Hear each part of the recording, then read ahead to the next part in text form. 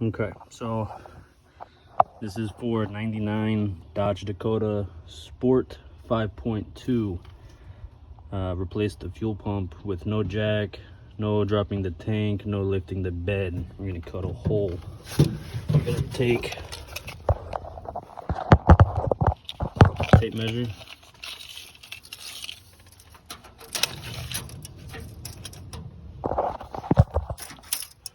From the edge of the wall to your cut, you're gonna go about 16.25 inch, and then from the end of the bed, front of the bed, you're gonna go about 13.25 inch, and then you're gonna make your hole. Your hole is gonna be, bear with me.